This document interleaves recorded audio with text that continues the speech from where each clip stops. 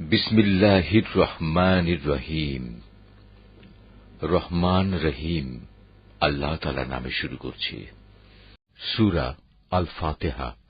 আউযু বিল্লাহি মিনাশ শাইতানির রাজীম। বিসমিল্লাহির রহমানির রহিম। রহমান রহিম আল্লাহ তাআলার নামে। সমস্ত প্রশংসা আল্লাহ তাআলার জন্য। তিনি সৃষ্টিকুলের মালিক।